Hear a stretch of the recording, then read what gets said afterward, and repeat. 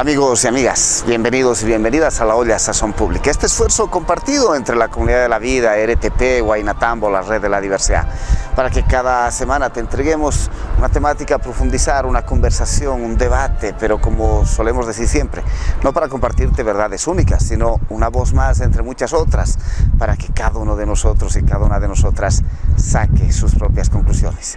Esta es La Olla Sazón Pública, por el sistema RTP, por el sistema de la Red de la Diversidad.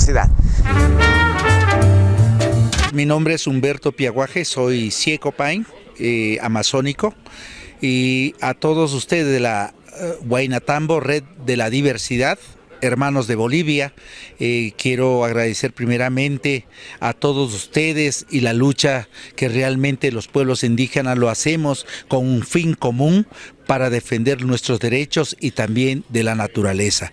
En ese sentido, esta lucha de nosotros es por la afectación a la diversidad cultural, tanto de las nacionalidades indígenas de la Amazonía ecuatoriana como Siona, Ciecopain, Guaurani, Quichua, Shuar, colonos. Entonces llevamos estos 25 años de lucha para que Chevron repare los daños ambientales que ha ocasionado durante los 28 años cuando intervino su actividad petrolera en la Amazonía. Esa es nuestra lucha. Por lo tanto, recuperar el 80 o 50%, diríamos mínimo, para que la futura generación tengan al menos esa dignidad de vida, porque realmente la Amazonía nuestra en el Ecuador está totalmente contaminada y afectando a la salud de las vidas humanas y la naturaleza. Por lo tanto, seguiremos juntos luchando a ustedes, igual nosotros, la solidaridad que ustedes luchan y sea también de ustedes para nosotros. Muchísimas gracias a todos ustedes. Humberto Piaguaje es el que nos ha dado la bienvenida al programa y nos lo ha hecho desde el Ecuador. Él es integrante de la nacionalidad Ciecopain, que junto con otros pueblos indígenas de la Amazonía ecuatoriana, los Siona, Aicofán, Quichua, Guaurani, Shuar y los colonos de esa región, han instalado una demanda a la empresa petrolera Chevron, antes conocida como Texaco. Desde 1964 hasta 1992, la Texas Petroleum Company, más conocida como Texaco, junto con la estatal Petroecuador, que en ese entonces se llamaba CEPE, explotaron yacimientos petrolíferos en la zona amazónica del Ecuador. La empresa Texaco era la operadora y generó un nivel de contaminación afectando tremendos territorios, en especialmente la provincia de Sucumbíos en la Amazonía ecuatoriana. Se trata de una contaminación que afecta 500.000 hectáreas aproximadamente. Se dice que se derramaron aproximadamente 80.000 toneladas de residuos petrolíferos en esta zona.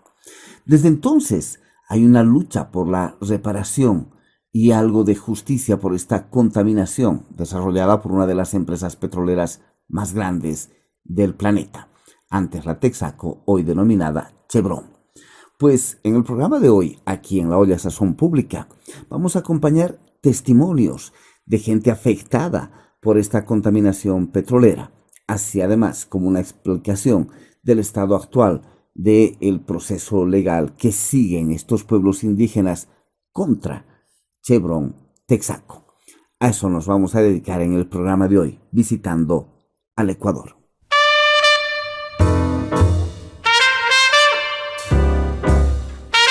Para ello te propongo primero ver fragmentos de un video explicativo de lo que se conoce como el caso Texaco Chevron y la demanda de los pueblos indígenas en el Ecuador, que realizó el equipo de Eduardo Meneses. Un video explicativo cortito y luego vamos a compartir esos testimonios que recogimos en el Ecuador con personas damnificadas por este daño petrolero contaminante en la región amazónica del Ecuador. Seguramente ustedes ya han oído hablar del famoso caso Chevron. Y es que hay muchas informaciones que circulan en relación al mismo. Hemos oído hablar de la multinacional Chevron, de la Texaco, de los afectados por la contaminación que ésta causó en la Amazonía ecuatoriana. Pero bueno, Esta vez queremos tratar de entender realmente de qué se trata todo esto. Y por sobre todo comprender por qué este caso es uno de los más importantes en la historia del derecho internacional. Antes que nada, interesémonos en la historia de lo sucedido en la Amazonía ecuatoriana. Entre 1964 y 1990, Texaco mantuvo operaciones de extracción petrolera en nuestra Amazonía, pero no lo hizo de cualquier manera. Bueno, en realidad sí, justamente, lo hizo de cualquier manera. Uno de los aspectos más detestables de lo sucedido en nuestra Amazonía es que en aquella época Texaco era uno de los líderes mundiales en tecnología de extracción petrolera. Al mismo tiempo que destruía la Amazonía ecuatoriana, Texaco operaba en Estados Unidos con la mejor tecnología ambiental de extracción petrolera de todo el mundo. En suelo norteamericano, utilizaba membranas de protección para proteger el suelo bajo las piscinas de petróleo. Trataba los desechos tóxicos para poder reinyectarlos en el suelo una vez terminada la operación petrolera, y no emitía gases tóxicos a la atmósfera. Pero mientras tanto en Ecuador, su apetito voraz e insaciable por la ganancia y su desprecio total por la vida humana y la naturaleza hicieron que Texaco no utilice ninguna protección para sus piscinas, que queme el gas al aire libre y que bote los desechos tóxicos de la explotación petrolera en nuestros ríos amazónicos. Todo esto con el único objetivo de obtener más ganancias. En 1990, Texaco acaba sus operaciones de extracción petrolera en el país.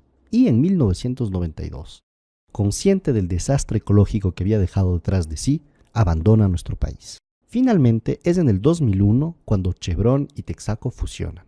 Es así que Chevron heredó la responsabilidad legal de los daños efectuados por Texaco en nuestra Amazonía. Y bueno, justamente, veamos un poco más de cerca por qué se considera que este fue el mayor desastre ecológico de la historia. En una de las zonas más biodiversas del mundo, Chevron arrojó más de 19 millones de galones de residuos tóxicos de la explotación petrolera. A esto se sumaron otros 17 millones de galones de crudo arrojados en nuestra Amazonía. El área total afectada por la explotación petrolera totalmente irresponsable de la Texaco es de 2 millones de hectáreas. Para darnos cuenta un poco mejor de la enormidad de lo que esto significa, podríamos decir que esto equivale a la superficie de nuestro país hermano El Salvador. Y si bien es obvio que el responsable material y legal de estos daños es la Chevron Texaco, no podemos olvidar que fueron los gobiernos oligarcas y vendepatrias los que permitieron que esto suceda. Fue así que en 1995 el presidente de entonces, Sixto Durán Ballén, firmó un acta diciendo que Chevron había cumplido con la remediación ambiental en la Amazonía. Pero eso no fue todo. En 1998, el gobierno de Yamil Mahuad firmó un acta de finiquito estableciendo que el gobierno ecuatoriano se comprometía a nunca atacar en justicia a la Texaco. Sin embargo, esto no detuvo a los afectados por la contaminación de la multinacional. Y fue así que, uniéndose en el Frente de Defensa de la Amazonía, decidieron atacarse a una de las más grandes empresas de todo el planeta. Y bueno, justamente, tratemos de entender cuáles han sido las consecuencias legales que todo esto ha tenido. Todo comenzó en 1993 con el caso Aguinda. Los afectados ecuatorianos presentaron una demanda ante la Corte Federal de Nueva York acusando a Texaco de haber contaminado el ambiente y afectado a la salud de los habitantes de la Amazonía ecuatoriana. Y bueno, eso no era tarea fácil, pues como ya lo mencionamos, por un lado, Sixto Durán Ballén firmó un acta de finiquito con Texaco que 3 años después Yamil Mahuad terminó completando. Es decir, que los demandantes en ese entonces luchaban hasta contra su propio gobierno. Con tanto apoyo político, Chevron luchó con todo su peso para que el juicio sea transferido de Nueva York hacia las cortes ecuatorianas, creyendo que aquí el juicio lo ganarían muy fácilmente. Y fue justamente en el 2002 que la multinacional obtuvo este traspaso. Comenzó el caso llamado del Lago Agrio, que se demoró 9 años en dictar un veredicto. Fue así que en el 2011 la Corte de Justicia del Lago Agrio dictó una sentencia favorable a los demandantes en la cual se condenaba a Chevron a pagar por los daños efectuados en nuestra Amazonía. La sentencia ha sido ratificada por todas las instancias legales del país que determinaron que Chevron debe pagar cerca de $9.500 millones por remediaciones. Pero la multinacional ha tratado de escapar a esta sentencia por todos los medios que dispone. Uno de sus intentos fue tratar de bloquear el proceso legal ecuatoriano a través de un juez neoyorquino que tiene claramente conflictos de interés en este juicio. Y es que el juez Kaplan, que trató de suspender la sentencia ecuatoriana a través de leyes estadounidenses, violando así el principio de soberanía de nuestro país, en realidad tiene inversiones en el fondo de JP Morgan, uno de los principales detentores de acciones de Chevron. Pero eso no es todo. Ahora Chevron está tratando de atacar al Estado ecuatoriano, tratando de serle responsable del desastre que ella causó.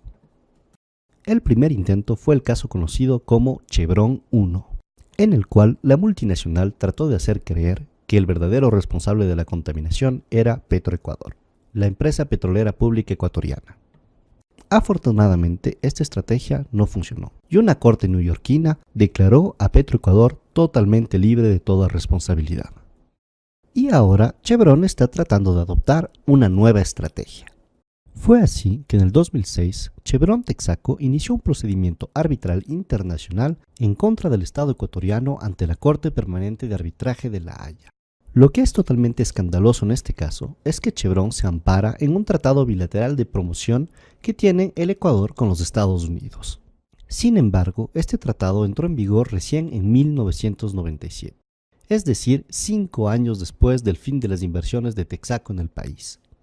Es así que Chevron está una vez más violentando los principios fundamentales del derecho internacional al tratar de hacer aplicar un tratado de forma retroactiva, es decir, sobre un caso que es anterior a su entrada en vigor. Y para terminar, Chevron está actualmente demandando al Ecuador ante el Tribunal de La Haya en un caso que es un poco la mezcla de todos los anteriores.